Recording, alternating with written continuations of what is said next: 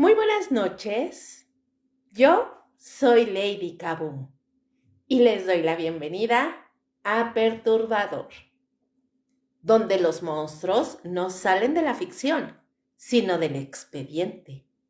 Aquí el horror es real y tiene nombre.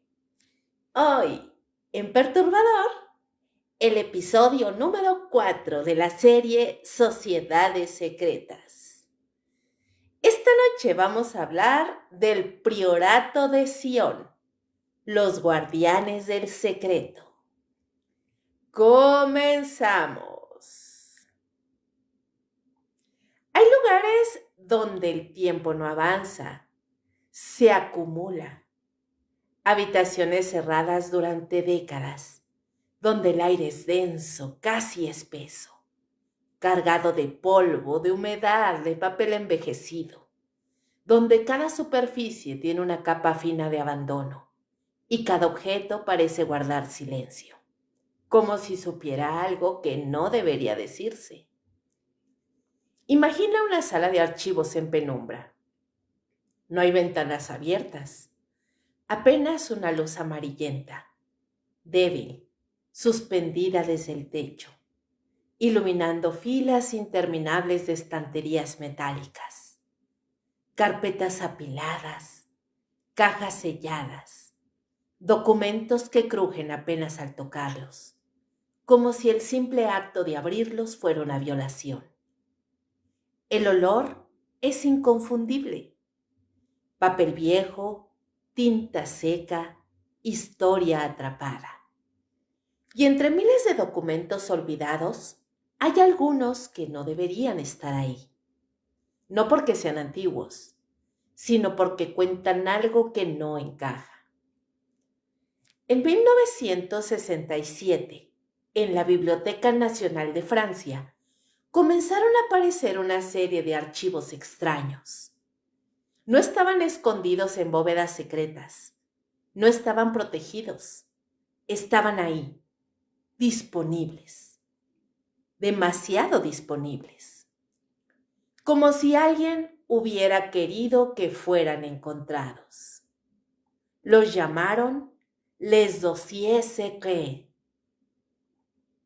Carpetas aparentemente inofensivas que contenían genealogías, símbolos, mapas, listas de nombres. Nombres que no pertenecían a personas comunes. Nombres que arrastraban siglos de historia.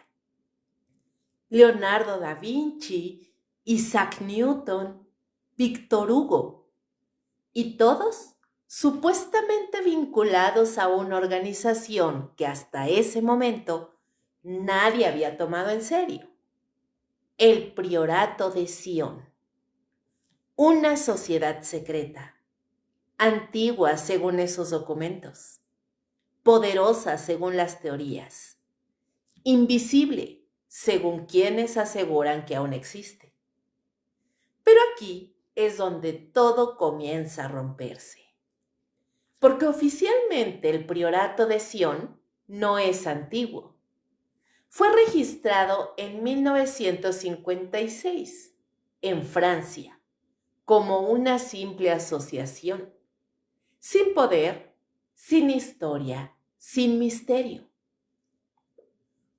Entonces, ¿cómo es posible que existan documentos que lo conectan con siglos de antigüedad? ¿Cómo es posible que nombres de figuras históricas aparezcan ligados a una organización que en teoría no existía?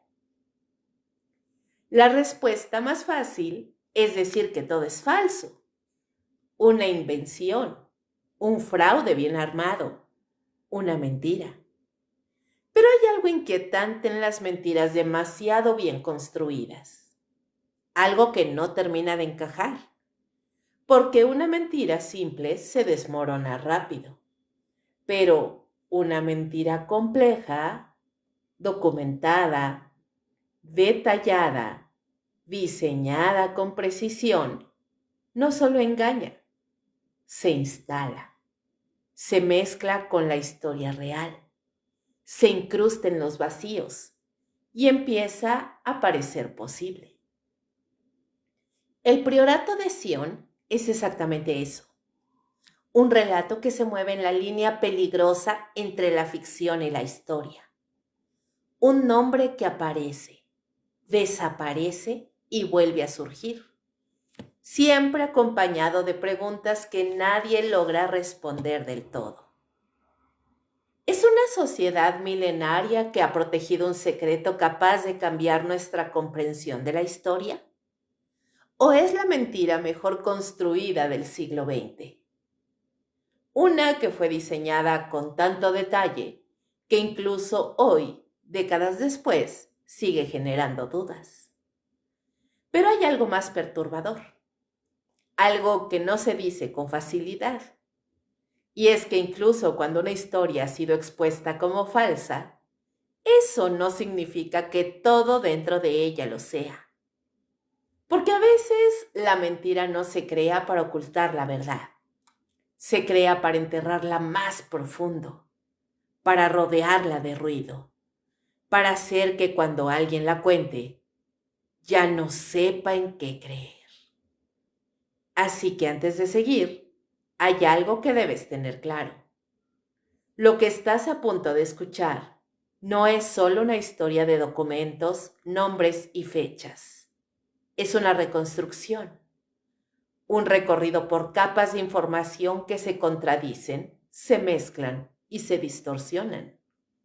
Y en algún punto, entre lo falso y lo posible, puede que haya algo real, algo que nunca debió salir a la superficie y que quizás todavía no lo ha hecho por completo. El origen que no encaja.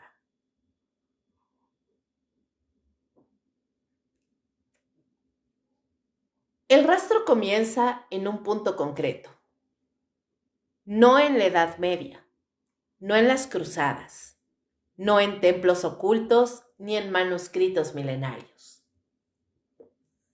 Comienza en 1956, en Francia, un país que todavía arrastra el peso de la posguerra. Las calles, aunque reconstruidas, conservan una sensación extraña, como si bajo el concreto nuevo siguiera latiendo algo antiguo, algo no resuelto. El aire es frío, húmedo, cargado de una melancolía difícil de explicar. Europa intenta avanzar, pero el pasado no suelta. Es ahí, en ese contexto gris y silencioso, donde aparece un nombre que en ese momento no significa absolutamente nada. Pierre Plantard. No es historiador, no es académico reconocido, no es una figura de poder. Es en apariencia un hombre común.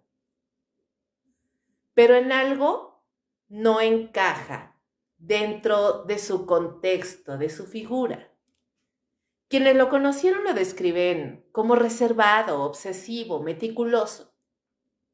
Un hombre que no hablaba de más, pero que parecía cargar con una convicción extraña, casi incómoda, como si supiera algo o como si necesitara que otros creyeran que lo sabía.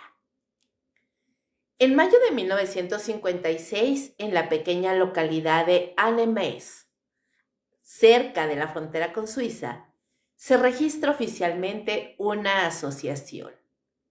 Un trámite burocrático, un documento legal, una firma. El nombre de esa asociación, Priorato de Sion. Nada espectacular. De hecho, el propósito declarado es tan mundano que resulta casi decepcionante. Promover vivienda social y ciertos valores comunitarios. No hay menciones a secretos antiguos, no hay referencias a linajes sagrados, no hay símbolos esotéricos en los registros oficiales. Solo papel, tinta y un nombre. Sion. Una palabra cargada de historia, sí, pero usada aquí sin contexto aparente. Si alguien hubiera encontrado ese documento en ese momento, no habría visto nada fuera de lo común. habría sido archivado, olvidado, absorbido por el ruido de miles de asociaciones similares. Pero ese no fue el final, fue el inicio. Porque lo inquietante no es lo que el priorato de Sion decía ser en 1956, sino lo que años después comenzó a decir que siempre había sido. Y ahí es donde el origen deja de encajar. Durante los años posteriores, Pierre Plantard comienza a construir algo. No una organización visible, no una estructura formal, sino una narrativa. Una historia que no aparece de golpe, sino que se va filtrando poco a poco como humedad en una pared antigua. Primero insinuaciones, luego documentos, después afirmaciones más directas. El priorato de Sion, según esta nueva versión, no era una asociación moderna, era una orden secreta con siglos de antigüedad, fundada supuestamente en 1099 en Jerusalén, durante la Primera Cruzada. La fecha no es casual. 1099 marca la toma de Jerusalén por los cruzados, un momento histórico cargado de simbolismo religioso, político y militar. Un punto donde la historia se mezcla con la fe y donde nacen muchas de las órdenes que siglos después serían rodeadas de misterio. Y es ahí donde aparece la primera grieta, porque si el priorato realmente hubiera existido desde 1099, ¿cómo es posible que no haya registros claros, verificables, consistentes a lo largo de los siglos? Las grandes órdenes dejan huella. Los templarios, por ejemplo, están documentados. Los hospitalarios también. Incluso las sociedades más discretas dejan rastros indirectos. Pero el priorato de Sion, no. Es como si no existiera, hasta que alguien decidió que sí. Y ese alguien parece ser el propio Plantard, pero no lo hace de forma evidente. No publica un libro diciendo, miren, esto es real. No da conferencias masivas, no busca exposición directa. Lo que hace es más sutil, más inquietante. Introduce la información en lugares donde puede ser encontrada, pero no señalada. Archivos, bibliotecas, registros. Como si sembrara pistas, como si estuviera construyendo un rompecabezas, pero dejando que otros lo armen. Y eso cambia completamente la percepción, porque una historia que encuentras se siente más real que una que te cuentan. A finales de los años 60 empiezan a aparecer documentos que conectan al priorato con linajes antiguos, con dinastías europeas, con secretos que de ser ciertos cambiarían la historia tal como la conocemos. Pero en ese momento todavía hay algo que no encaja del todo, la figura de Plantard. Porque mientras la historia que lo rodea crece, se expande y se vuelve cada vez más compleja, él sigue siendo un hombre sin el respaldo que justificaría tales afirmaciones. No hay pruebas sólidas de su acceso a archivos históricos relevantes. No hay evidencia de que pertenezca a círculos de poder. No hay nada en su pasado que lo conecte directamente con las estructuras que dice representar. Y sin embargo insiste, no con fuerza, no con agresividad, sino con una persistencia silenciosa. Como alguien que no necesita convencerte, solo necesita que dudes. Aquí es donde el contexto histórico se vuelve importante. Europa en esa época vivió un momento de reconstrucción no solo física, sino ideológica. Después de la guerra hay una necesidad profunda de encontrar sentido, de reconectar con la identidad, de entender el pasado para poder avanzar. Y en ese ambiente, Las historias de linajes ocultos, de secretos ancestrales, de verdades enterradas, encuentran terreno fértil. La gente quiere creer que hay algo más, algo que explique, algo que conecte. Y Plantar ofrece exactamente eso. Pero incluso dentro de esa construcción hay detalles que incomodan. Pequeñas inconsistencias, fechas que no coinciden del todo, nombres que aparecen fuera de lugar. Referencias que al ser examinadas con cuidado no tienen sustento sólido. No son errores evidentes, son fallas sutiles, como grietas finas en una estructura aparentemente firme. Y esas grietas son importantes, porque indican algo. Indican que la historia no está simplemente siendo descubierta, está siendo creada. Y sin embargo, a pesar de todo eso, la historia funciona, se sostiene, crece, se vuelve más compleja, más profunda, más difícil de desmontar. Porque no está diseñada para ser completamente creíble, está diseñada para ser posible. Y esa diferencia es clave. Así, el origen del priorato de Sion queda atrapado en una contradicción imposible de ignorar. Oficialmente nace en 1956. Extraoficialmente se remonta a siglos de historia. Y entre esas dos versiones no hay un puente claro, solo documentos, sugerencias y una figura central que parece estar en el origen de todo, pero que nunca se coloca completamente en el centro. Pierre Plantard no grita, no impone, no demuestra. Solo deja que la historia exista, se infiltre, que crezca. Y eso es lo verdaderamente inquietante, porque una mentira evidente se descarta, pero una historia que tiene lo suficiente de verdad, lo suficiente de detalle, lo suficiente de coherencia, se queda, se instala y empieza a generar una pregunta que no desaparece. Si todo esto comenzó en 1956, ¿por qué se siente tan antiguo?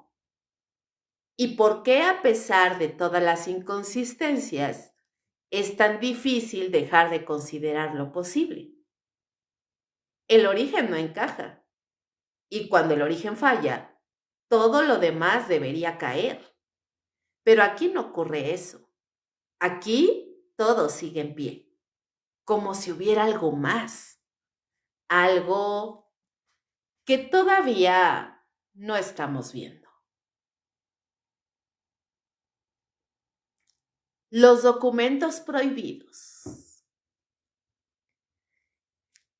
El silencio en una biblioteca antigua no es vacío. Es un silencio que pesa, un silencio que respira lento, como si las paredes hubieran aprendido a guardar secretos durante demasiado tiempo. La Biblioteca Nacional de Francia no es un lugar cualquiera. Sus pasillos son largos, casi interminables. El suelo de madera cruje bajo pasos cuidadosos, como si advirtiera que cada movimiento tiene consecuencias. El aire es frío, ligeramente húmedo, impregnado de ese olor inconfundible a papel envejecido. Una mezcla de polvo, tinta seca y tiempo detenido. Ahí, entre millones de documentos perfectamente catalogados, ordenados, clasificados, ocurrió algo que no debería haber pasado. Aparecieron, sin anuncio, sin registro claro de ingreso, sin explicación. Carpetas, archivos, papeles que no pertenecían a ningún conjunto conocido, pero que tampoco parecían fuera de lugar. Eran discretos, demasiado discretos, como si alguien los hubiera dejado ahí con la intención exacta de que no llamaran la atención. Y sin embargo lo hicieron. Los llamados les dossiers secrets, los expedientes secretos. Un nombre que no estaba impreso en portada de forma evidente. No había sellos oficiales que indicaran importancia. No estaban guardados bajo llave ni protegidos por protocolos especiales. Estaban disponibles, accesibles, como si quisieran ser encontrados, pero solo por quien supiera qué buscar. Al abrirlos, lo primero que se percibe no es el contenido, es la sensación. El papel es áspero, ligeramente quebradizo en los bordes. Al tocarlo, deja una ligera sensación de polvo en los dedos. La tinta, en algunos casos, parece haber sido escrita décadas atrás. En otros, se ve sorprendentemente reciente. No hay uniformidad, no hay coherencia en la antigüedad. Y eso ya es una señal. Pero el verdadero peso no está en la textura, está en los nombres. Listas, genealogías, líneas familiares que se extienden a lo largo de siglos. Y entre ellas aparecen nombres que no deberían estar ahí. Leonardo da Vinci, Isaac Newton, Víctor Hugo. Figuras separadas por tiempo, contexto, disciplina, unidas en esos documentos bajo un mismo concepto. Grandes maestres del priorato de Sion. No miembros, no simpatizantes, líderes. La implicación es brutal. Significaría que una organización invisible habría influido, directa o indirectamente, en algunos de los momentos más importantes de la historia intelectual y cultural de la humanidad. Pero no hay explicación, no hay contexto detallado que justifique esas conexiones, solo listas, como si alguien hubiera decidido que esos nombres pertenecieran ahí y eso fuera suficiente. Entre los documentos también hay símbolos, dibujos cuidadosamente trazados, algunos con tinta oscura, otros más desgastados, formas geométricas, cruces, referencias a estructuras que recuerdan a órdenes antiguas, pero sin pertenecer claramente a ninguna. No son símbolos completamente desconocidos, pero tampoco son reconocibles de inmediato. Es como si fueran versiones alteradas o reinterpretaciones de algo más antiguo. Y eso genera una sensación incómoda, porque no sabes si estás viendo algo auténtico o una imitación extremadamente bien lograda. También hay mapas, no mapas completos, detallados, precisos.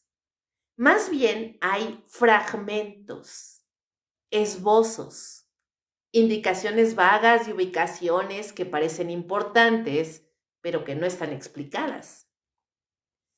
Algunos señalan regiones en Francia, otros parecen conectar con lugares en Jerusalén, otros no tienen referencia clara. Son piezas sueltas y como todo en esos documentos, no buscan darte respuestas, buscan mantenerte en duda. Pero hay algo aún más inquietante. La forma en que estos documentos están escritos. No hay una narrativa lineal, no hay una explicación completa. Son fragmentos de información que parecen diseñados para ser interpretados, no entendidos. Como si quien los creó no quisiera revelar una verdad directa, sino construir más bien una sensación de verdad. Y eso es mucho más peligroso, porque una verdad incompleta puede ser cuestionada, pero una sensación se instala. La pregunta inevitable aparece rápido. ¿De dónde salieron? ¿Quién los colocó ahí? ¿Por qué en una institución como la Biblioteca Nacional de Francia nada debería aparecer sin registro? Todo debería tener un origen, todo tiene una catalogación, todo tiene un control. Pero en este caso, no. Los dossiers secrets simplemente estaban, como si hubieran sido insertados en el sistema, como si alguien con acceso suficiente hubiera decidido que debían formar parte del archivo oficial. Y ese detalle cambia todo, porque si fueron colocados ahí deliberadamente, entonces no son un descubrimiento, son un mensaje. Y el mensaje es claro. El priorato de Sion no es una invención reciente. Tiene historia, tiene estructura, tiene influencia. Al menos eso es lo que esos documentos quieren que creas. Pero incluso dentro de ese mensaje hay algo que no encaja. La perfección aparente. Porque cuando se examinan con cuidado, con paciencia, aparecen inconsistencias. Fechas que no coinciden con eventos históricos conocidos. Referencias cruzadas que no tienen respaldo en otras fuentes. Estilos de escritura que parecen pertenecer a épocas distintas dentro del mismo documento. No son errores burdos, son fallas sutiles, lo suficientemente pequeñas como para pasar desapercibidas, pero lo suficientemente importantes como para generar duda. Y esa duda es esencial. Porque aquí no se trata solo de documentos, se trata de intención, de diseño, de construcción. Los dossiers secrets no parecen el resultado de siglos de acumulación histórica, parecen ensamblados, como si alguien hubiera tomado piezas de distintas épocas y las hubiera unido para crear una narrativa coherente. No perfecta, pero convincente. Y entonces surge una idea inquietante, una que no se puede ignorar. ¿Y si estos documentos no fueron creados para revelar la existencia del priorato? ¿Y si fueron creados para darle existencia? ¿Para construirla? ¿Para insertarla en la historia como si siempre hubiera estado ahí? Porque una vez que un documento entra a un archivo oficial, adquiere peso, se vuelve referencia, se convierte en algo que puede ser citado, analizado, discutido y poco a poco aceptado.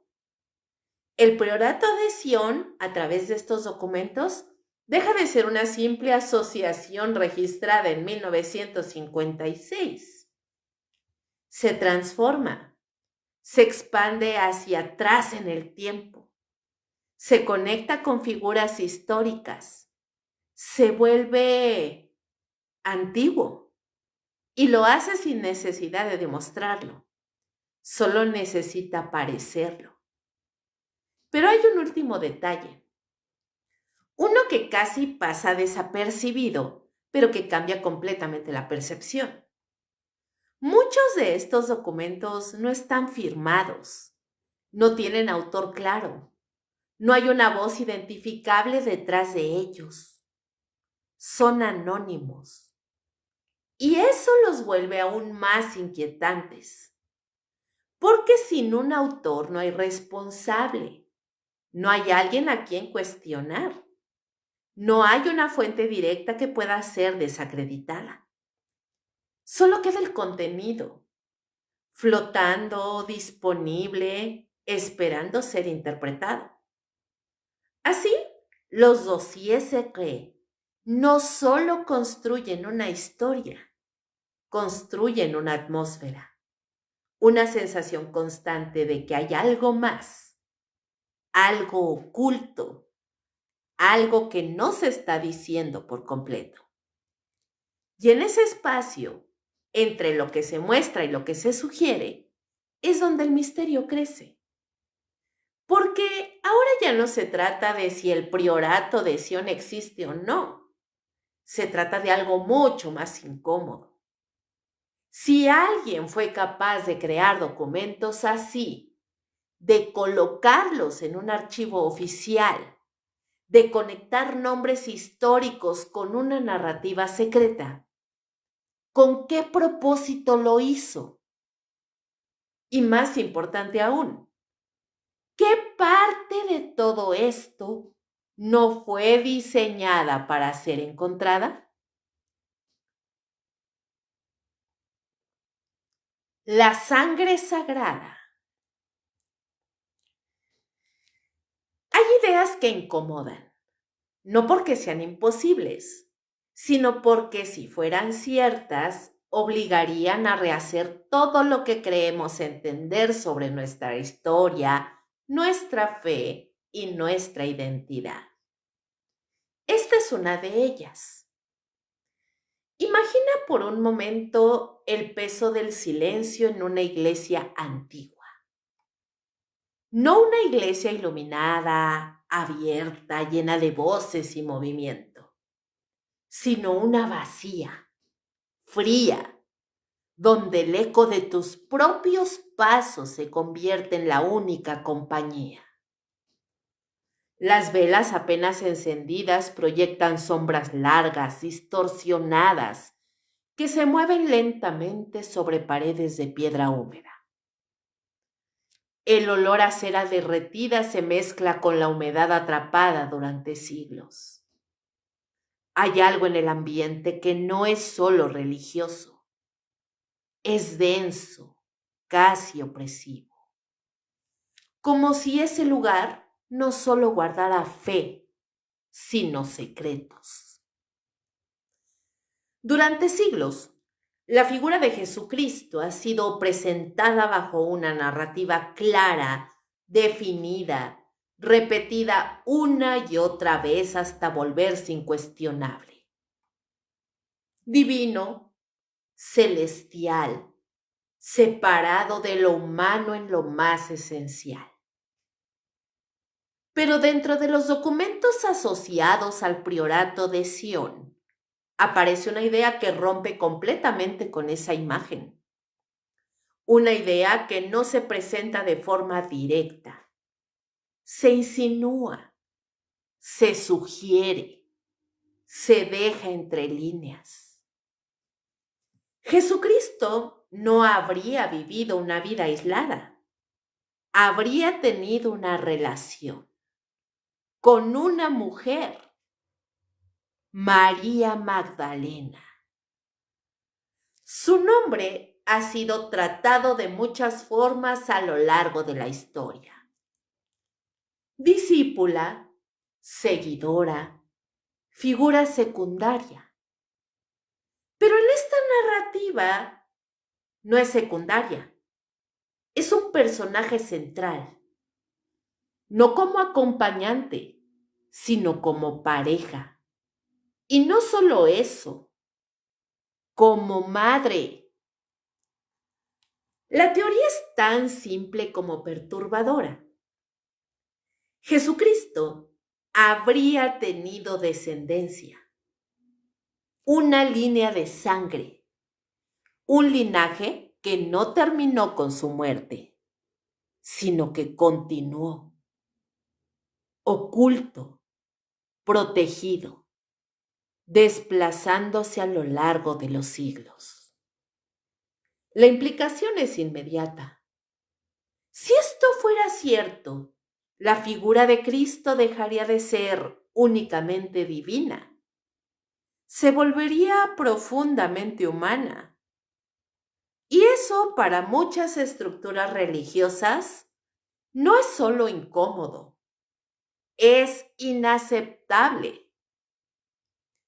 Pero la historia no se detiene ahí, porque según esta línea de pensamiento, María Magdalena no solo habría sido la portadora de ese linaje, habría sido también su protectora inicial.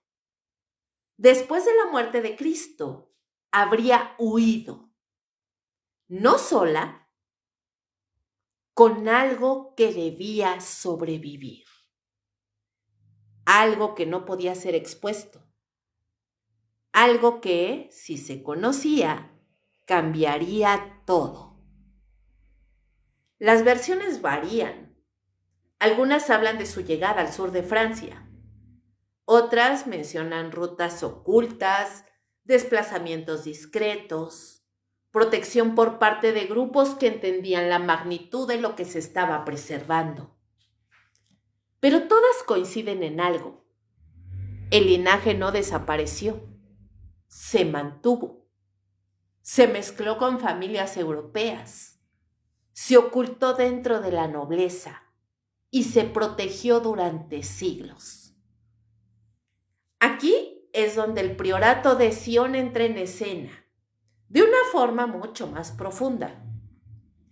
Porque según los dossiers secrets y otras fuentes relacionadas, el priorato no sería simplemente una sociedad secreta, sería el guardián de ese linaje. Su función no sería política, ni económica, ni social. Sería biológica, proteger la sangre, mantenerla, asegurar su continuidad. La idea es inquietante por múltiples razones, pero hay una que destaca por encima de todas. La sangre como portadora de verdad. No los textos, no las escrituras, no las interpretaciones. La sangre, como si la historia real no estuviera escrita, sino heredada. Imagina lo que eso implicaría. Que en algún lugar, en algún momento, exista alguien que no solo crea en una historia, sino que sea parte de ella, que no necesite fe, porque su propia existencia sería la evidencia. Pero hay algo más, algo que hace esta teoría aún más perturbadora. Y es la forma en que se habría mantenido oculta, no a través del silencio total, sino a través de la distorsión. Durante siglos, María Magdalena fue presentada de maneras que la alejaban de cualquier rol central. Se le atribuyeron características que no tenían sustento claro. Se redujo su importancia, se la desplazó, como si fuera necesario que no fuera vista como lo que realmente podría haber sido. Y eso plantea una posibilidad incómoda, que la historia no solo se haya contado, sino que se haya editado, ajustado, modificado. Todo esto para ocultar algo que no podía ser aceptado. Pero incluso dentro de esta narrativa hay dudas, muchas. No hay evidencia directa, verificable, incuestionable. No hay un documento único que confirme todo. Lo que hay son conexiones, referencias, fragmentos, patrones que parecen formar algo, pero que nunca terminan de cerrarse por completo. Y sin embargo, la idea persiste, se repite, aparece en distintos contextos, en distintas épocas, con distintas formas, pero siempre con el mismo núcleo, una sangre, un linaje, un secreto. El priorato de Sion dentro de esta estructura deja de ser una simple invención. Se convierte en una pieza clave, en el mecanismo que habría permitido que esa historia sobreviviera, no a través de la exposición, sino del ocultamiento controlado. Y entonces surge la pregunta más inquietante de todas. Si esta historia fuera completamente falsa, ¿por qué existe con tanto detalle? ¿Por qué ha sido reconstruida, ampliada, sostenida durante tanto tiempo? Y más importante aún, ¿por qué genera tanta resistencia? Porque no es una teoría que se descarta con facilidad. No es absurda en su estructura. No es imposible en su planteamiento. Es incómoda. Y eso la hace peligrosa. Porque si alguna parte de esto fuera real, aunque fuera mínima, entonces todo lo demás tendría que ser revisado, reinterpretado, replanteado. Y en ese escenario, la historia dejaría de ser algo fijo. Se volvería inestable. La sangre sagrada no es solo una teoría, es una posibilidad. Una que, aunque no pueda ser demostrada completamente, tampoco ha sido enterrada del todo. Sigue ahí, latente, moviéndose entre documentos, narrativas y silencio, esperando. Y tal vez eso es lo más perturbador. No saber si es verdad, sino no poder descartarlo por completo. Porque hay historias que desaparecen cuando se cuestionan, pero esta no. Esta permanece como una sombra al borde de lo creíble, al borde de lo imposible. Y justo ahí es donde se vuelve más peligrosa.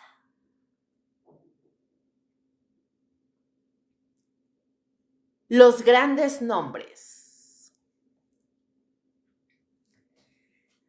Hay nombres que no necesitan presentación. Nombres que atraviesan siglos sin perder peso, que se pronuncian y de inmediato evocan imágenes, ideas, obras, genialidad. Leonardo da Vinci, Isaac Newton, Víctor Hugo. Tres figuras separadas por tiempo, por contexto, por disciplina, pero unidas en algo que a primera vista resulta imposible de aceptar. Según los documentos vinculados al priorato de Sion, todos ellos habrían sido grandes maestres, líderes, guardianes de un secreto que no se escribe abiertamente. Imagina el taller de Leonardo da Vinci. No el Leonardo idealizado en los libros, sino el hombre rodeado de caos creativo. Mesas cubiertas de bocetos, pergaminos extendidos, manchas de tinta que se mezclan con pigmentos de colores. El olor es fuerte. Aceite, madera, sudor, metal. Hay silencio, pero no es vacío. Es concentración. Leonardo escribe, pero no de forma convencional. Sus notas están invertidas. Escritura espectacular. Palabras que solo pueden leerse correctamente con un espejo. ¿Por qué alguien haría eso? La explicación más aceptada es simple. Privacidad. Pero dentro de la narrativa del priorato, esa práctica adquiere otro significado. no sería solo una forma de ocultar ideas, sería una forma de proteger conocimiento. Muchos de sus trabajos contienen símbolos, estructuras, proporciones que parecen ir más allá de lo artístico o lo científico. La Última Cena, una pintura analizada hasta el agotamiento y aún así llena de interpretaciones, posiciones, gestos, espacios. Algunos aseguran que no es solo una representación religiosa, sino un código, un mensaje oculto, una pista. Ahora imagina a Leonardo no como artista, sino como custodio. Alguien que no solo crea, sino que guarda. Que sabe algo que no puede decir abiertamente y que decide dejar rastros. No pruebas directas, rastros. Siglos después, en un contexto completamente distinto, aparece otro nombre. Isaac Newton, el hombre que descifró leyes fundamentales del universo. Gravedad, movimiento, cálculo. Pero hay una parte de Newton que no se enseña con la misma intensidad. Su obsesión con lo oculto. La alquimia, los textos antiguos, las interpretaciones bíblicas.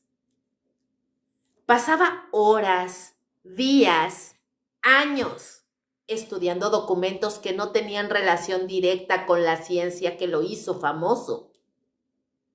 Buscaba algo, no una fórmula, no una ley física, algo más antiguo.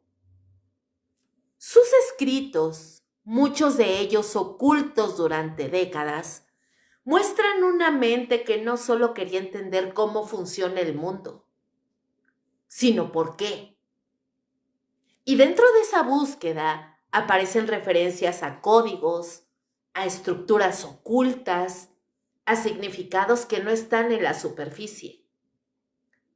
Si Newton hubiera sido parte de algo como el priorato, su papel no habría sido casual, habría sido estratégico. Un puente entre conocimiento científico y conocimiento oculto. Y luego aparece Víctor Hugo, un nombre asociado con la literatura, con la política, con la sensibilidad social, pero también con algo más, algo menos visible.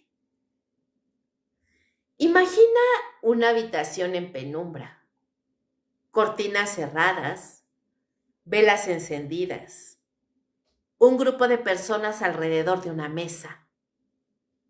Silencio, manos unidas y en el centro una tabla. Sesiones espiritistas. Por si no lo sabían, Víctor Hugo participó en ellas durante años, buscando contacto con lo que no se ve, con lo que no se puede explicar. Sus escritos en ciertos momentos parecen atravesados por una intensidad que no es solo literaria. Hay ideas que surgen como si vinieran de otro lugar, como si fueran dictadas, como si él fuera un canal. Dentro de la narrativa del priorato, Hugo no sería solo un escritor, sería un intermediario, alguien capaz de percibir, de interpretar, de transmitir. Encontramos en estos documentos secretos a tres hombres, tres épocas, tres mentes sumamente brillantes. Una conexión que no puede ser demostrada de forma definitiva, pero que aparece repetidamente en los documentos. Grandes maestres. La pregunta es inevitable. ¿Por qué ellos? ¿Por qué figuras tan visibles, tan estudiadas, tan analizadas? Si una organización realmente quisiera mantenerse oculta, ¿no elegiría perfiles más discretos? ¿Más invisibles? Y ahí es donde la lógica comienza a romperse o a transformarse. Porque tal vez la invisibilidad no está en pasar desapercibido.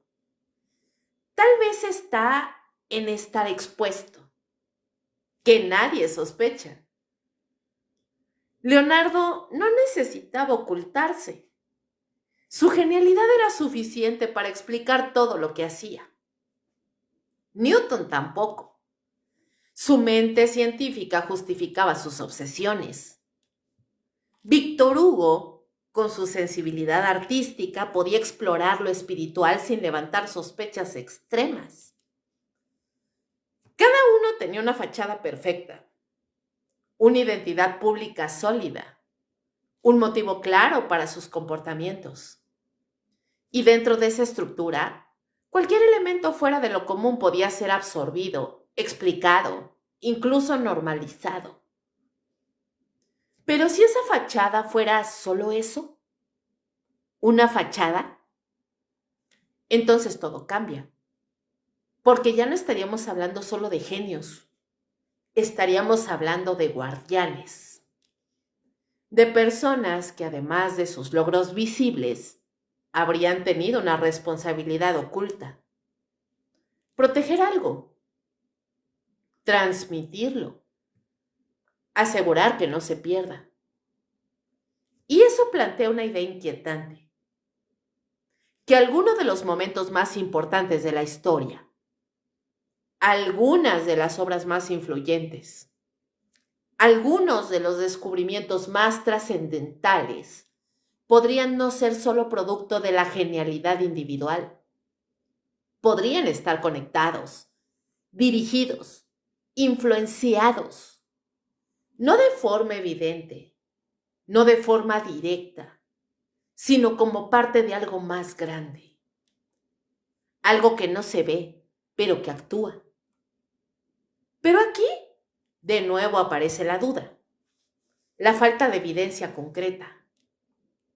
No hay documentos firmados por Leonardo diciendo, sí, mira, yo soy parte del priorato.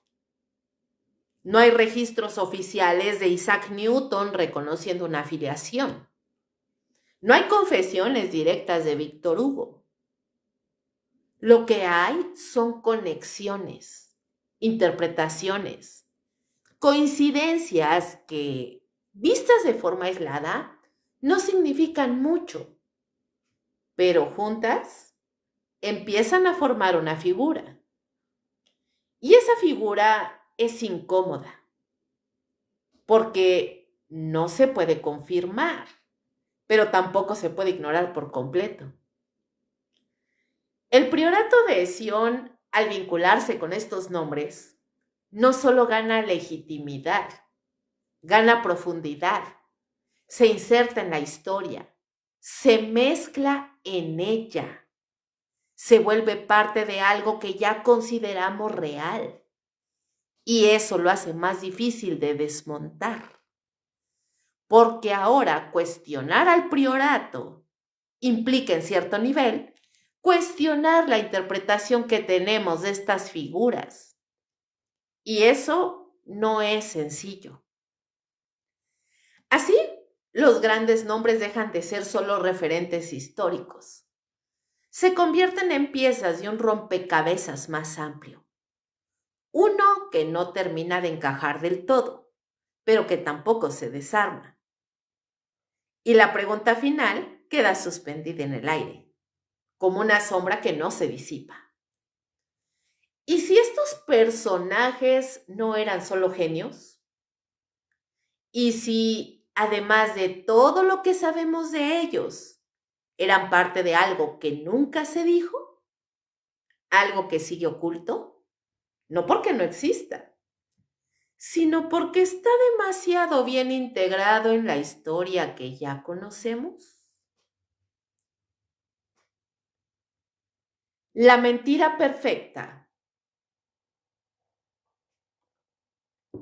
Toda historia, por más compleja que parezca, tiene un punto donde se quiebra, un momento en el que algo deja de encajar, en el que la tensión acumulada ya no puede sostenerse.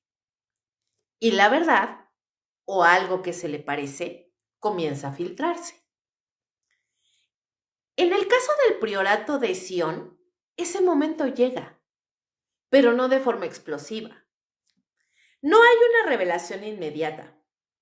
No hay un documento definitivo que lo destruya todo de golpe. Es más sutil, más inquietante, como una grieta que aparece en silencio y que cuando la ves, ya no puedes dejar de verla. Para entenderlo, hay que volver otra vez al pasado con Pierre Plantard, ese hombre discreto, aparentemente insignificante, que estaba ahí desde el principio. Ese mismo hombre que fue el que registró el priorato en 1956. El mismo hombre que poco a poco fue dejando rastros de una historia que parecía demasiado grande para él. Durante años, Plantard sostuvo su narrativa con cuidado. No la imponía, la sugería, la alimentaba desde las sombras. Y funcionó. Los documentos circulaban, las teorías crecían, el misterio se expandía. El priorato dejaba de ser una curiosidad y comenzaba a convertirse en una posibilidad. Pero entonces algo cambia. Las autoridades francesas comienzan a interesarse, no por el priorato en sí, sino por Plantard, por su comportamiento, por sus declaraciones, por la red de información que parecía girar a su alrededor. Y es ahí donde la historia empieza a desmoronarse. Bajo presión, Plantard admite algo, no todo, no de forma abierta, pero lo suficiente. Reconoce que parte de la historia no es real, que los documentos no son lo que parecen, que el priorato tal como se ha presentado no tiene el origen milenario que se le atribuye. Es un golpe directo, frío, preciso y en teoría definitivo. Porque si el propio creador admite la falsificación, entonces todo debería terminar ahí. El misterio se disuelve, la narrativa se derrumba. El priorato de Sion se convierte en lo que parecía ser desde el principio, una invención. Pero ¿qué creen? No ocurre así. Y eso es lo perturbador. Porque lo que se revela no es una mentira simple, no es un engaño improvisado, no es una historia construida con descuido. Es algo mucho más elaborado. Los documentos no eran burdos, eran fácilmente identificables como falsos. No, estaban trabajados, diseñados con detalle, con conocimiento histórico, con referencias reales, con nombres que encajaban con estructuras que parecían coherentes. No es el trabajo de alguien improvisando, es el trabajo de alguien construyendo. Y eso cambia la pregunta, porque ya no se trata solo de si es falso, se trata de por qué alguien construiría algo así. Plantard no gana poder político con eso. Tampoco obtiene una posición clara de autoridad. No se convierte en una figura dominante.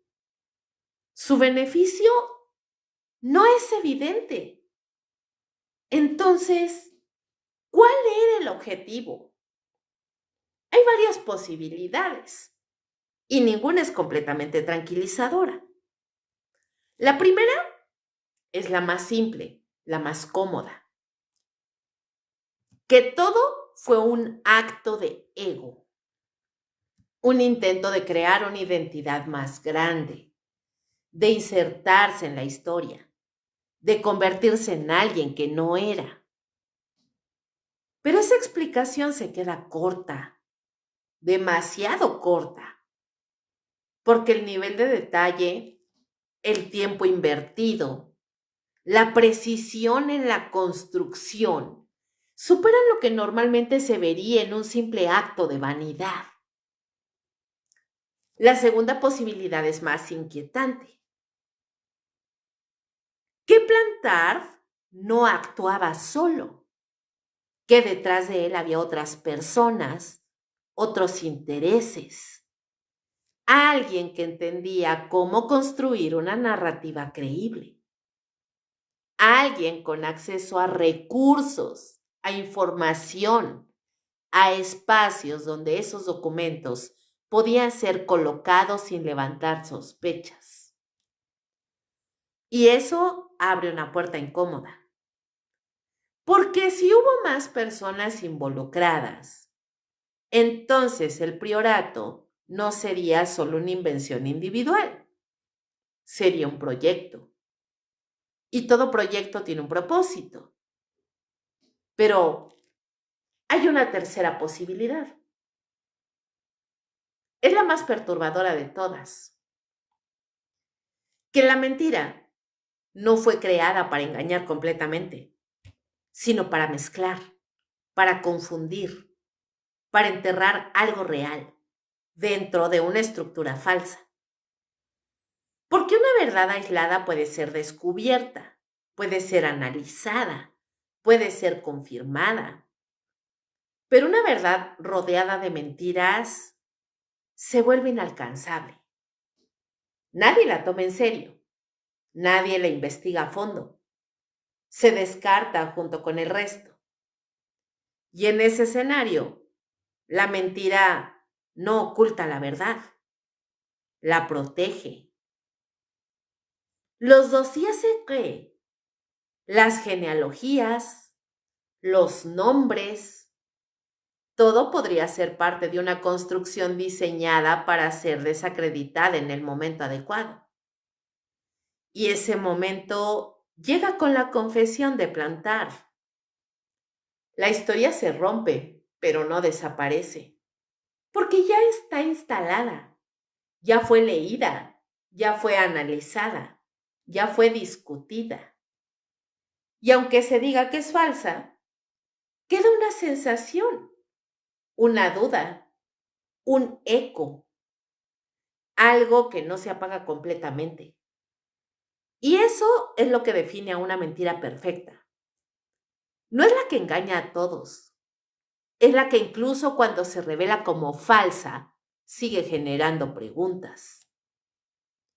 El priorato de Sion entra en esa categoría, porque ahora sabemos, o creemos saber, que fue una construcción, que hubo manipulación, que los documentos no son lo que aparentaban ser.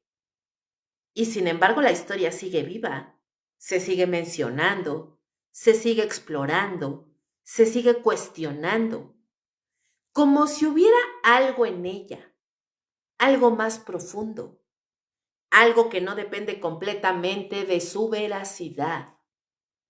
Y eso es lo que la vuelve peligrosa.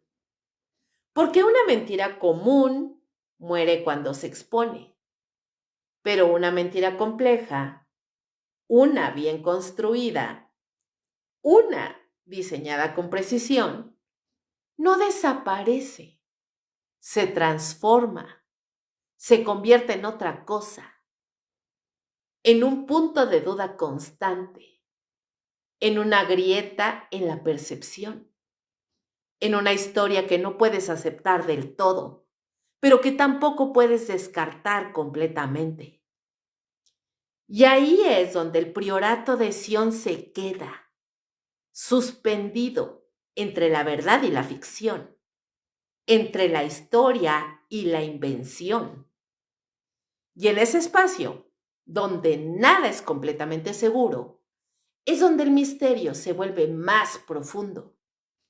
Porque ahora ya no sabemos si estamos viendo una mentira o algo que fue diseñado para parecerlo. Y esa diferencia, esa simple diferencia, es la que cambia absolutamente todo.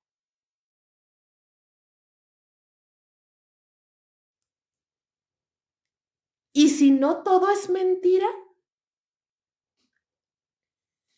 Cuando una historia se rompe, lo normal es que desaparezca. Se descarta, se archiva, se convierte en un error, en una anécdota, en algo que alguna vez confundió, pero que ya no tiene peso. Eso es lo que debería haber pasado con el priorato de Sion después de la confesión de Pierre Plantard. Y sin embargo, no pasó. La historia no murió, no se desvaneció, se quedó. Como una humedad persistente en una pared que ya fue reparada pero que vuelve a aparecer. Como una sensación que no se puede explicar del todo, pero que tampoco desaparece. Porque hay algo incómodo en todo esto, algo que no encaja del todo dentro de la categoría de simple fraude. Imagina de nuevo esos documentos, los dossiers secrets, el papel envejecido, la tinta irregular, los nombres cuidadosamente colocados. Ahora míralos con otra perspectiva. No como pruebas de una verdad absoluta, sino como piezas de algo más complejo. Porque incluso dentro de lo falso hay elementos que no se explican con facilidad. Algunas genealogías, por ejemplo. Líneas familiares que, aunque no pueden ser verificadas completamente en su conexión con el priorato, sí coinciden con registros históricos reales. Apellidos que existen, linajes que están documentados, relaciones que al menos en parte son correctas. Entonces, ¿qué significa eso? Que quien construyó esos documentos no improvisó. Tenía acceso a información real, conocía estructuras históricas, sabía dónde insertar datos correctos para que lo demás pareciera posible. Y eso nos lleva a una idea incómoda. Una mentira no necesita ser completamente falsa, solo necesita ser lo suficientemente verdadera en algunas partes. Otro elemento que genera dudas son los vacíos. No en los documentos del priorato, sino en la historia oficial. Hay periodos históricos donde la información es fragmentaria, donde los registros son incompletos, donde lo que sabemos es solo una parte. Esos vacíos no son conspiraciones, son consecuencia del tiempo, de la pérdida, de la destrucción de documentos, pero existen. Y en cualquier narrativa que se inserte en esos espacios, tiene una ventaja, porque no hay suficiente información para desmentirla completamente. El priorato de Sion, de alguna forma, parece moverse exactamente ahí, en los huecos, en las zonas grises, en los lugares donde la historia no es sólida, sino difusa. Y eso le permite existir. No como verdad confirmada, pero tampoco como mentira completamente desmontada. Hay también coincidencias, no pruebas, no evidencias directas, solo coincidencias. Figuras históricas que, independientemente de cualquier teoría, mostraron interés en temas que van más allá de lo evidente. Leonardo con sus códigos, Newton con su obsesión por lo oculto, Víctor Hugo con su contacto con lo invisible. Esas características son reales, están documentadas, no fueron inventadas por los dossiers secrets. La pregunta es, ¿son solo rasgos individuales o parte de algo más amplio? No hay una respuesta clara, y eso es lo que mantiene viva la duda. Porque si todo fuera completamente falso, no habría necesidad de cuestionar nada. Se descartaría, se olvidaría, pero aquí hay algo distinto. Hay una sensación de estructura, de que más allá de la falsificación, hubo una lógica, una intención. Y esa intención no se explica del todo con la simple idea de engañar. Porque engañar en su forma más básica busca un beneficio claro. Dinero, poder, influencia. Pero en este caso, el beneficio no es evidente. El priorato no se convirtió en una institución dominante. No generó una estructura visible de poder. No controló decisiones políticas de forma comprobable. Entonces, ¿qué queda? Queda la narrativa, la idea, el concepto. Y eso en muchos casos es más poderoso que cualquier estructura tangible. Porque una idea puede moverse, puede adaptarse, puede sobrevivir incluso cuando su origen es cuestionado. Y aquí es donde aparece la posibilidad más incómoda. Que el priorato de Sion, tal como lo conocemos, sea falso, pero que haya sido construido sobre algo que no lo es. No necesariamente una organización secreta milenaria, no necesariamente un linaje directo, pero algo, un fragmento, una base, quizá una historia antigua que fue reinterpretada, quizá un conjunto de eventos que fueron reorganizados, quizá un conocimiento que fue alterado y luego reconstruido de forma distorsionada. Porque la historia humana no es perfecta, no es completa, no es inmutable. Ha sido escrita, reescrita, interpretada una y otra vez.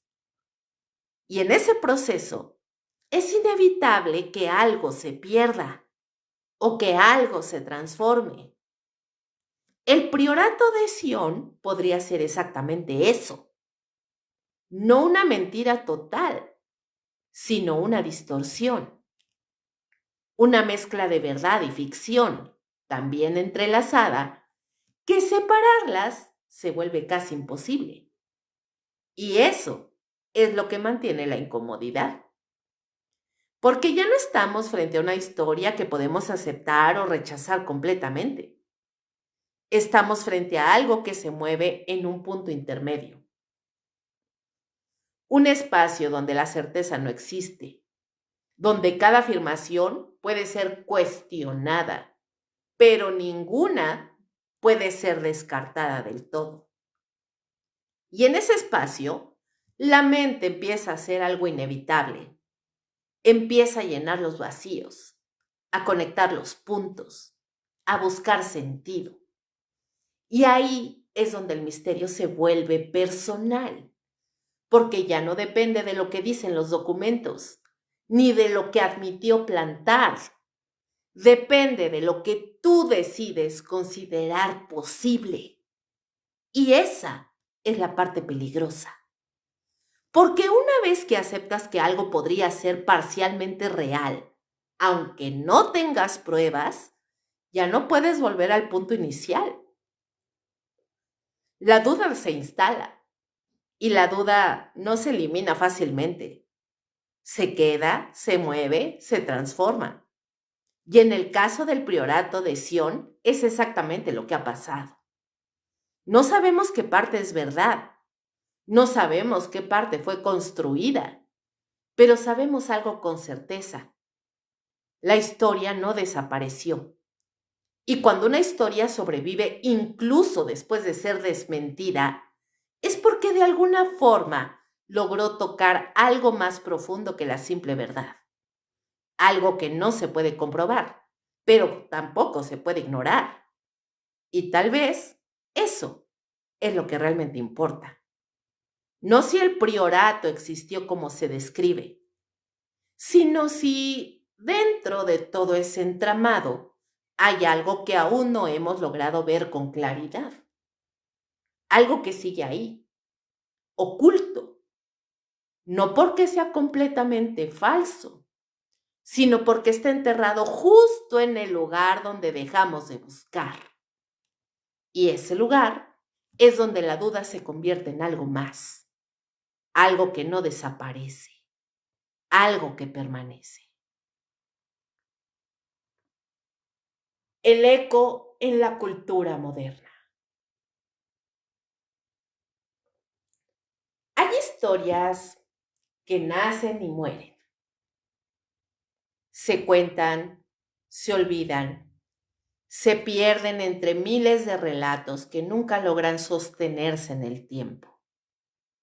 Y luego están las otras, las que no solo sobreviven, sino que evolucionan.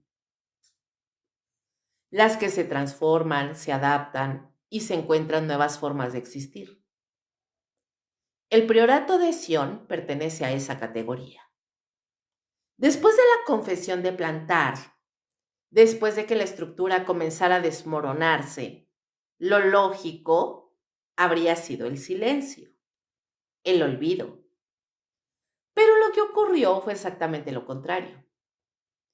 La historia salió de los archivos y entró en la cultura. Imagina una biblioteca, una librería, estantes llenos, luz tenue, el sonido suave de páginas pasando. Entre cientos de títulos, uno comienza a destacar, no por su portada, sino por lo que promete. Un secreto, una verdad oculta, una historia que conecta religión, arte, historia y conspiración. Ese libro aparece en 2003 y su impacto es inmediato, masivo, global. El famosísimo libro titulado El Código Da Vinci. Pero esto no comienza ahí. Antes de esa novela ya existían textos que exploraban la idea del linaje de Cristo, del priorato, de los documentos ocultos. Investigaciones que, aunque cuestionadas, comenzaron a construir una base, una narrativa previa. Lo que hace el Código Da Vinci no es crear la historia, es amplificarla. La toma, la simplifica y la convierte en una experiencia. De repente, lo que antes era un tema de archivos, documentos y teorías complejas, se vuelve accesible, visual, incluso cinematográfico. El lector ya no necesita analizar genealogías ni estudiar inconsistencias. Solo tiene que seguir una trama. Y en esa trama todo parece encajar.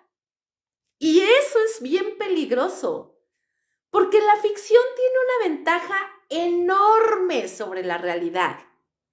No necesita demostrar, solo necesita ser convincente. Y el libro del Código Da Vinci lo logra, con precisión, con ritmo, con una estructura que mezcla hechos reales con elementos ficticios de forma casi imperceptible. Nombres reales, lugares existentes, obras conocidas. Todo está ahí, pero reorganizado, ajustado. Y en ese proceso, la línea entre lo que es verdad y lo que no se vuelve difusa. Millones de personas comienzan a preguntarse cosas que antes no consideraban. ¿Y si es cierto? ¿Y si hay algo oculto? ¿Y si la historia no es como nos la contaron? No porque hayan leído los dossiers se cree. No porque hayan investigado archivos históricos, sino porque una historia les hizo sentir que podía ser real. Y eso cambia todo. Porque ahora el priorato de Sion ya no es solo una teoría cuestionada, es parte del imaginario colectivo. Se menciona en conversaciones, se discute en foros, se analiza en programas, se convierte en referencia. Y en ese punto, deja de importar completamente si es verdadero o falso. Se vuelve relevante por sí mismo. Pero este fenómeno no se limita a un solo libro. La historia se expande. Aparece en documentales, en artículos, en teorías que toman partes del relato y las reinterpretan. Cada nueva versión agrega algo, quita algo, ajusta algo. Y así, el priorato deja de ser una historia fija. Se convierte en un organismo vivo. Cambia según quien la cuente. Se adapta al contexto, se mezcla con otras teorías.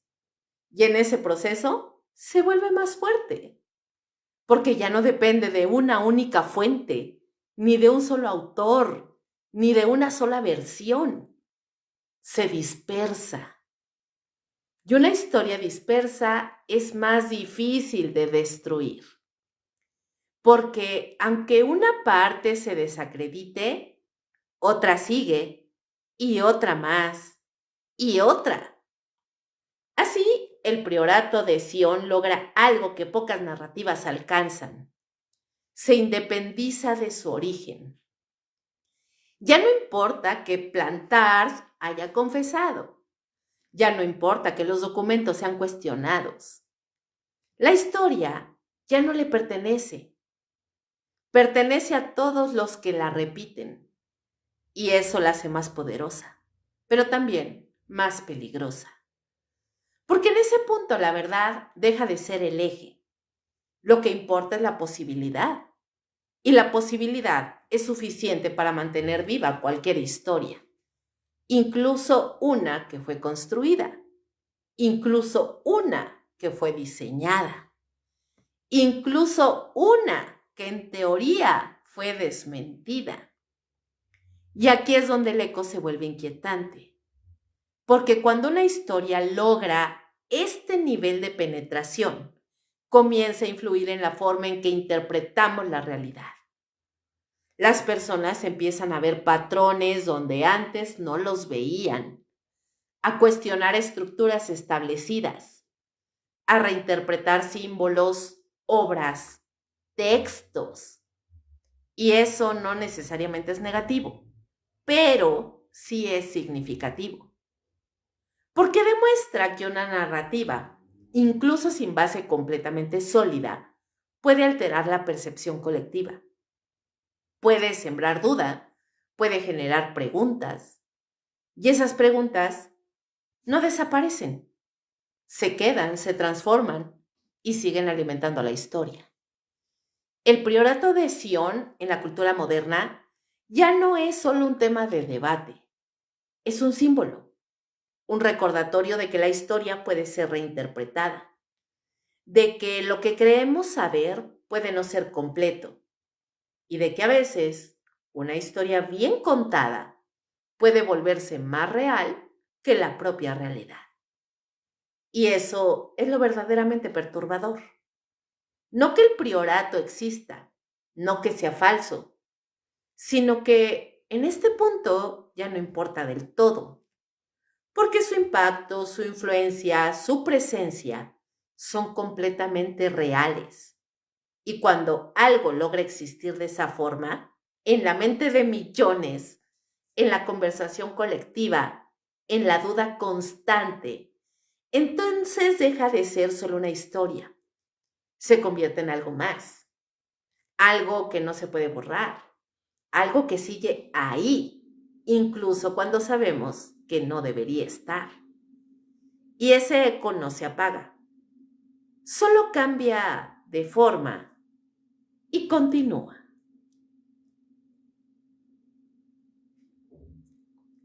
El secreto que no muere. Hay historias que terminan con una fecha, un punto final claro, un cierre que ordena los hechos y permite seguir adelante sin mirar atrás. Y luego están las otras, las que nunca se cierran del todo, las que se diluyen, se transforman, pero no desaparecen. El Priorato de Sion es una de ellas. Hoy oficialmente no existe. No hay registros recientes sólidos que indiquen actividad real. No hay estructura visible, no hay líderes reconocidos. No hay una organización que pueda ser señalada, ubicada, identificada con certeza. Y sin embargo, el nombre sigue ahí. Aparece en discusiones, en teorías, en investigaciones independientes. Surge en contextos donde no debería, como un eco que se resiste a extinguirse. Porque el problema no es la ausencia de pruebas, el problema es la ausencia de cierre. Cuando una historia se desmiente completamente queda un vacío, una sensación de conclusión. Pero aquí ese vacío no se llena, se queda abierto. Y en ese espacio la mente hace lo que siempre hace. Intenta completar lo que falta. Imagina un archivo que ha sido revisado, clasificado, incluso marcado como falso. Y aún así permanece en el sistema. No se elimina, no se destruye, solo se deja ahí. Eso es lo que ocurre con el priorato. No es aceptado como verdad, pero tampoco es completamente erradicado. Y eso genera una situación bastante extraña. Porque en ausencia de actividad visible, lo único que queda es el silencio. Pero no cualquier silencio. Un silencio que puede interpretarse de muchas formas. Para algunos es la prueba definitiva de que nunca hubo nada, que todo fue una construcción, una narrativa que ya cumplió su ciclo. Pero para otros, ese mismo silencio es sospechoso, porque en el mundo de las sociedades secretas, reales o imaginadas, el silencio no siempre significa ausencia. A veces significa control.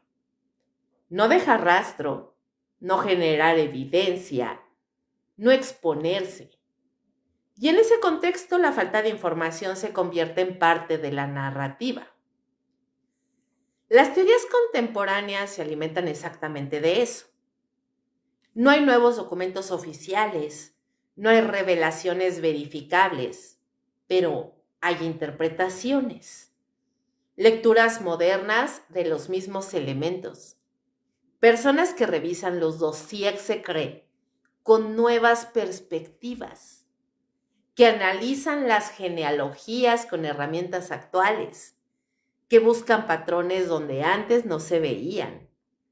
Y cada nueva interpretación agrega una capa.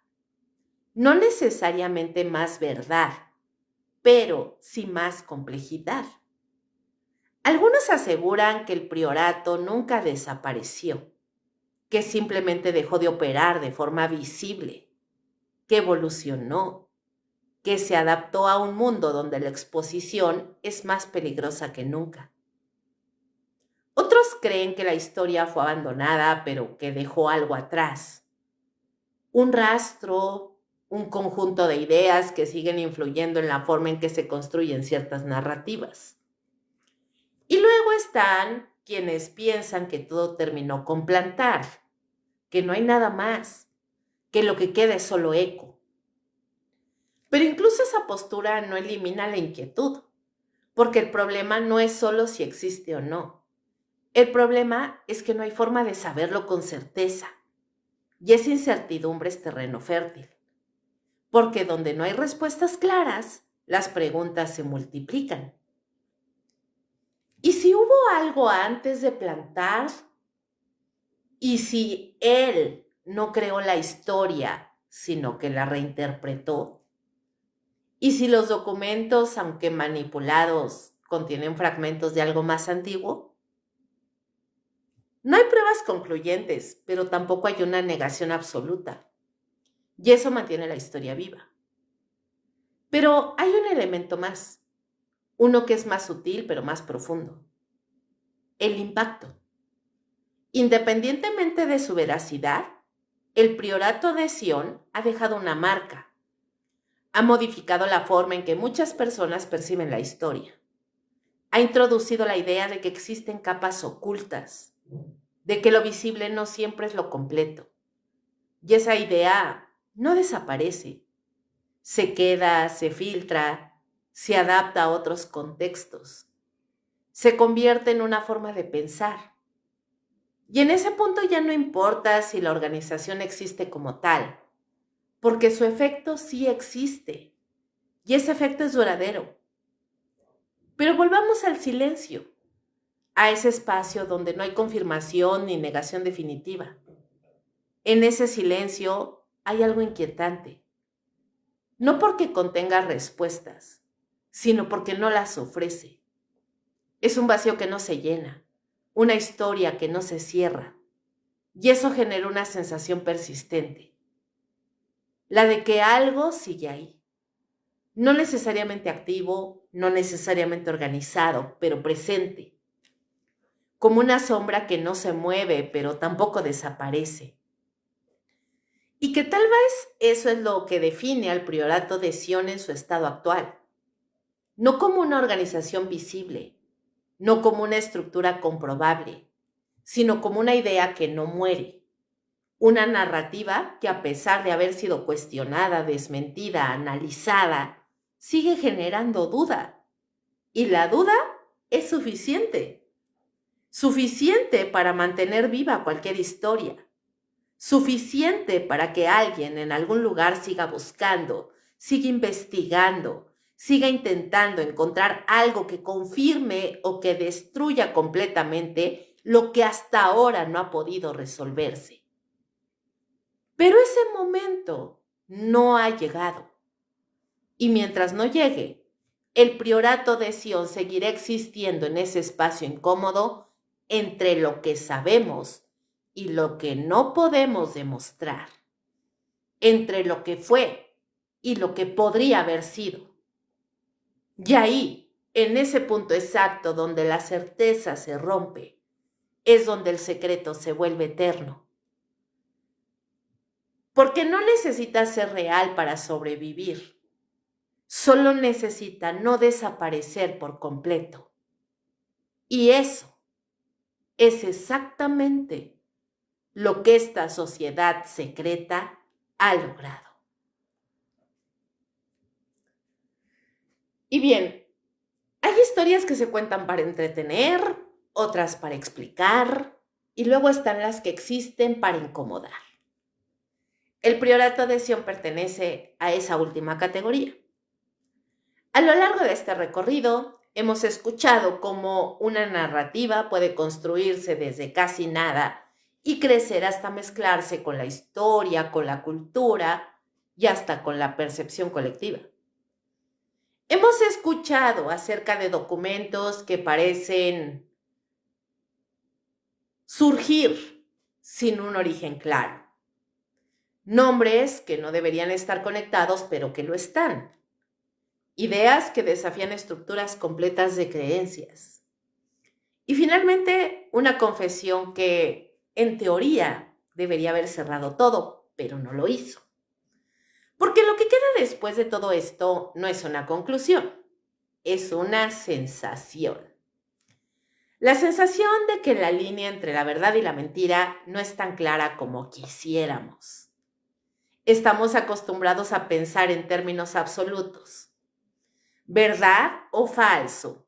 ¿Real o inventado? ¿Historia o ficción? Pero hay narrativas que no encajan en esos extremos.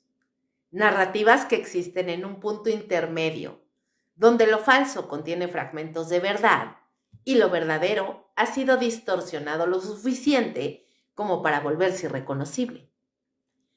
El priorato de Sion parece habitar exactamente ahí. No hay evidencia suficiente para afirmarlo como real, pero tampoco hay una forma completamente limpia de descartarlo sin dejar preguntas abiertas. Y esas preguntas son las que permanecen.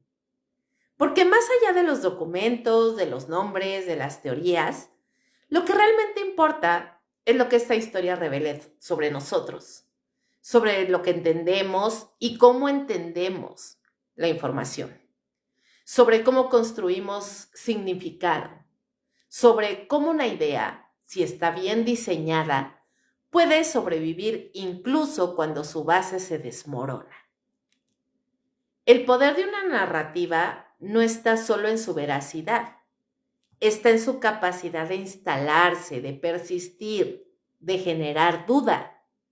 Y la duda es una herramienta poderosa, porque una vez que se instala, ya no necesitas pruebas constantes, no necesitas confirmación, solo necesitas que la posibilidad exista. Y eso es lo que hace el priorato de Sion. No te obliga a creer, no te presenta una verdad absoluta. Te deja en un espacio incómodo, donde no puedes afirmar, pero tampoco puedes ignorar. Y ese espacio es donde las historias más perturbadoras sobreviven, porque no se resuelven, no se cierran, se quedan contigo. Tal vez nunca sabremos con certeza qué parte de todo esto fue real, qué parte fue construida, qué parte fue alterada. Pero hay una pregunta que no se puede evitar, una que se queda flotando incluso cuando todo lo demás parece haber terminado. Porque si una mentira puede ser tan compleja, tan detallada, tan perfectamente integrada en la historia, entonces, ¿qué otras cosas hemos aceptado como falsas solo porque alguien decidió que lo eran? Y más inquietante aún, ¿qué pasa si el mayor engaño no fue hacernos creer en el priorato de Sion, sino hacernos creer que todo, absolutamente todo, era mentira? Porque en ese caso, la verdad no estaría oculta en documentos secretos, ni en linajes ocultos, ni en nombres históricos. Estaría escondida en algo mucho más simple, en la forma en que dejamos de buscar, en el momento exacto en que decidimos que ya no valía la pena cuestionar. Y si ese momento ya ocurrió, entonces tal vez, solo tal vez, el secreto más perturbador no es lo que se ocultó, sino lo que dejamos de intentar descubrir. Y así es como damos por concluida esta cuarta entrega de nuestra serie Sociedades Secretas. Espero que esta emisión les haya gustado, que la hayan disfrutado, pero sobre todo que el día de hoy hayamos aprendido algo nuevo. Los invito, como siempre, a seguir el hilo del terror y lo inexplicable mañana a las 10 en punto de la noche, hora de México, en nuestra emisión de la Hora Macabra. Ya saben que es en vivo por Facebook Live. Les recuerdo que este capítulo estará disponible en mi canal de YouTube y Spotify, donde me pueden encontrar como Kabum Podcast. Síganme y formen parte de esta comunidad siniestra. Y si quieren escuchar leyendas y cuentos cortos de terror y más, entren a mi canal de WhatsApp. Muchísimas gracias por acompañarme esta noche en esta emisión de Perturbador. Muy buenas noches y como siempre les deseo dulces pesadillas. ¡Chao, chao!